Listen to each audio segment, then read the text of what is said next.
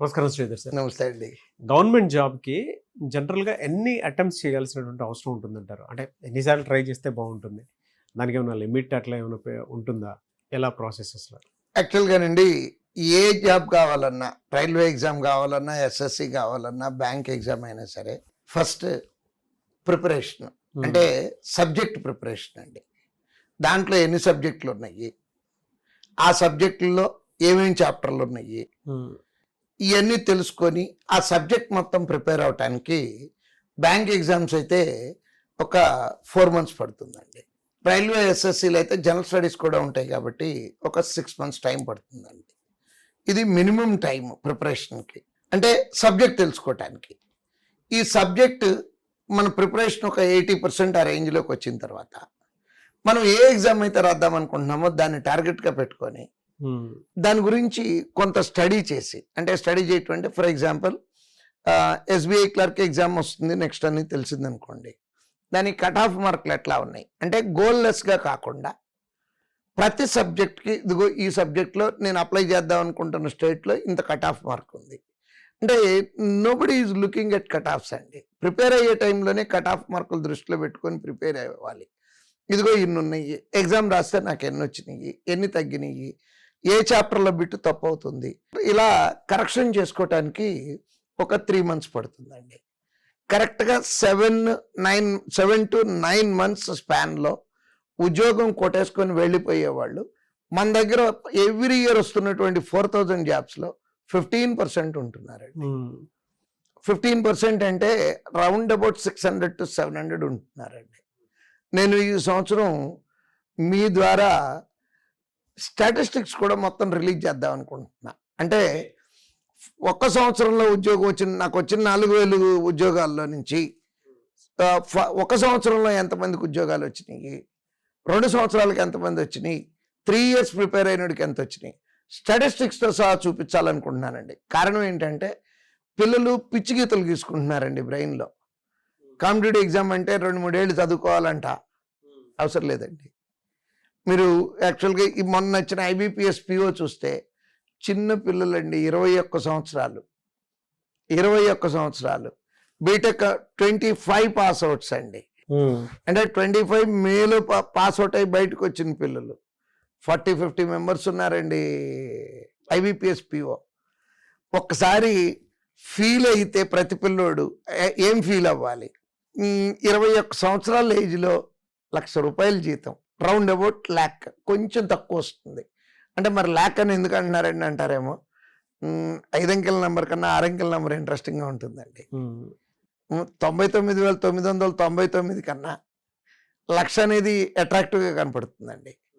ఒక్కసారి ఇమాజిన్ చేయండి, ప్రతి నెల లాస్ట్ వర్కింగ్ డే నాడు మీకు మెసేజ్ వచ్చి ఆ మెసేజ్లో ₹1,00,000 21 సంవత్సరాల ఏజ్లో, అది ఫీల్ అయితే ఆ సీరియస్నెస్ వచ్చి పిల్లలు చదువుకుంటారండి. దీనికి నిజంగా చెప్పాలంటే 3 ఏళ్ళు 4 ఏళ్ళు 5 ఏళ్ళు అవసరం లేదు. 3 ఏళ్ళు 4 ఏళ్ళు 5 ఏళ్ళు ప్రిపేర్ అవుతున్నారంటే మీనింగ్ ఏంటంటే ప్రాపర్ గైడెన్స్ అన్నా ఉండకపోవాలి, గైడెన్స్ ఉన్నా దాన్ని ఉపయోగించుకోకుండా అన్నా ఉండాలి. అంతే తప్పించి ఇప్పుడు అందరికీ సంవత్సరంలో రావట్లేదండి, కానీ రెండో సంవత్సరం వచ్చేటప్పటికి 40% సక్సెస్ రేట్, వచ్చిన ఉద్యోగాల్లో 40% ఉంటున్నారండి రెండో సంవత్సరం. అంటే అక్కడ జరిగింది ఏంటంటే కరెక్ట్గా చెప్పాలంటే ఆ డిగ్రీ అయిపోయి బయటకు వచ్చినప్పుడు పిల్లతనం ఉంటుందండి. దాన్ని స్టైల్గా చెప్పుకోవాలంటే చైల్డిష్ మెంటాలిటీ అంటాము. కొంచెం నాటు భాషలో అంటే నేను మాట్లాడే భాషలో చెప్పాలంటే పిల్లతనం అంటామండి. ఆ పిల్లతనం పోవటానికి కొంచెం టైం బట్టి పట్టినోడు 2వ సంవత్సరం దాకా ఉంటాడండి. అలా కాకుండా కొంచెం మెచ్యూరిటీతో కనుక వచ్చి ఉంటే ఫస్ట్ ఇయర్లో వెళ్ళిపోతారండి. సంవత్సరం ఎక్కువ అండి, 1 year ఎక్కువ అండి. సో 2 ఏళ్ళు అక్కడికి కూడా అవ్వట్లేదు అంటే మార్చుకోవాలండి, మైండ్ సెట్ మార్చుకోవాలండి. పిల్లడు మైండ్ సెట్ మార్చుకోవాలి. ఇది కనుక అంటే 7 ఏళ్ళు 8 ఏళ్ళు 9 ఏళ్ళు నిజంగా చెప్తున్నాను అవసరం లేదు. అంత టైం పడుతుంది అంటే ఎఫర్ట్లో ల్యాప్స్ ఉంది, you are not travelling in the right path. దారి సరి చేసుకోవాలి, ముళ్ళదారిలో వెళ్తున్నారు, దారి సరి చేసుకుంటే ఇమీడియట్గా ఉద్యోగం వస్తుంది. సార్ అంటే ఈ మైండ్ సెట్ని ఎక్కడ మార్చాల్సినటువంటి అవసరం ఉంది సార్? అంటే లాంగ్ రన్ ఇప్పుడు ఆన్ అన్ యావరేజ్ ఎస్, అది ఏంటంటే ఇయర్స్కి వచ్చేసారని అంటేనే ఇంక ఎక్కడో కాదండి, ఆ మైండ్ సెట్ ఎలా మారాలి అంటే అంతా నాకు వచ్చు అని కాకుండా ఒకే ఒక్క మార్పు అండి.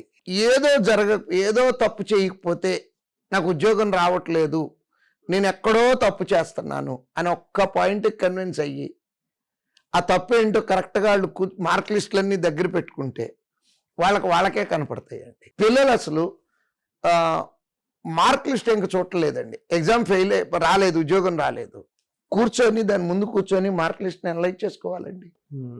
ఎలా అనలైజ్ చేయాలి? దాంట్లో స్ట్రెంగ్త్లు కనపడతాయండి, వాళ్ళు వీక్నెస్లు కనపడతాయండి. స్ట్రెంగ్త్ని ఇంకా స్ట్రెంగ్తన్ చేసుకోవాలి, వీక్నెస్ స్ట్రెంగ్త్ అవ్వదండి. వీక్నెస్ని కొంచెం పెంచుకోవచ్చు. కానీ ఇప్పుడు 35 మార్కులకి 30 మార్కులు వచ్చే దాంట్లో ఇంకో 2 మార్కులు పెంచుకోవచ్చు అండి. 5 మార్కులు వచ్చి కట్ ఆఫ్ కవరకే వస్తున్నట్లో నాకు 35 రావాలంటే తపస్సు చేయాల్సి వస్తుందండి. ఈ ఎగ్జామ్కి తపస్సులు ఏం అవసరం లేదండి, ఎక్కడొచ్చినా ఓకే. సెక్షన్ క్లియర్ అయిపోయిన తర్వాత టోటల్ ఏ సెక్షన్లో ఎక్కువ వచ్చినా కూడా సరిపోతుందండి. సో ఫస్ట్ జరగాల్సింది మళ్ళీ చెప్తున్నాను, ఆ మైండ్ కరెక్షన్కి యాక్సెప్టెన్స్. అంటే ఇదిగో నేను ఇక్కడ తప్పు చేయటం వలన నాకు ఉద్యోగం రావట్లేదని ముందు మన మనసుకి మనం చెప్పుకొని కన్విన్స్ అయితే కనుక డెఫినెట్గా 1 సంవత్సరంలో మళ్ళీ ఉద్యోగం తెచ్చుకోవచ్చు అండి వాళ్ళు. Thank you sir, thank you so much అండి.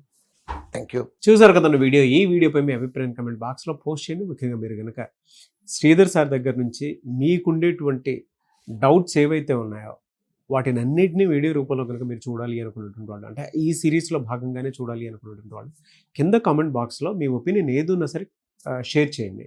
దానివల్ల ఏంటంటే మీకుండేటువంటి డౌట్స్, అంటే ప్రతి స్టూడెంట్కి ఉంటుంది, కాంపిటేటివ్ ప్రిపేర్ అయిన ప్రతి స్టూడెంట్కి ఆ ఆలోచన అనేది ఖచ్చితంగా ఉంటుంది. దాన్ని ఎలా ఓవర్కమ్ చేయాలనేది వీడియో రూపంలో, సొల్యూషన్స్ రూపంలో మీరు చూడడానికి అవకాశం ఉంటుంది. కాబట్టి ఎవరున్నా సరే కింద కామెంట్ బాక్స్లో మాత్రం పోస్ట్ చేయండి. అండ్ శ్రీధర్ సీసీలో కనుక జాయిన్ అవ్వాలి అనుకుంటే మాత్రం స్క్రీన్ మీద మీకు కాంటాక్ట్ నెంబర్ కనిపిస్తుంది కదా, దానికి మీరు కాల్ ఆర్ మెసేజ్ వాట్సాప్ చేసినా సరే వెంటనే ఎన్రోల్ చేసుకోండి. ఈవెన్ పేరెంట్స్ అయినా సరే ఒక్కసారి మీరు విజిట్ చేయండి శ్రీధర్ సీసీ. ఇక్కడ టీచింగ్ కానీ, ఫ్యాకల్టీ కానీ అండ్ టెక్నికల్గా చూసుకున్నా కూడా చాలామంది రెగ్యులర్గా మాక్ టెస్ట్లు అవి కండక్ట్ చేస్తూ ఉంటారు కదా, అవి రాస్తూ ఉంటారు. ఆ ప్యాటర్న్ కూడా ఏ విధంగా ఉందో చూసి దాన్ని బట్టి మీరు జాయిన్ అవ్వచ్చు. అంటే ఎక్కడా లేని విధంగా మన ఇండియాలోనే 2 తెలుగు రాష్ట్రాల్లోనే ఒక శ్రీధర్ సీసీలోనే ఉండేటువంటి ఫెసిలిటీస్ ప్రతి స్టూడెంట్కి గవర్నమెంట్ జాబ్ ట్రాక్ చేయడానికి అవకాశం ఉండేలాగా ఉంది. ఎవరైనా సరే ఎన్రోల్ చేసుకోవాలనుకుంటే మాత్రం స్క్రీన్ మీద కనిపిస్తున్న నెంబర్ సంప్రదించండి. ఈ వీడియో లైక్ చేయండి, షేర్ మాత్రం తప్పకుండా చేయండి. ఇలాంటి మరిన్ని వీడియోస్ కోసం మా ఛానల్ ఫాలో అవ్వండి. Thank you.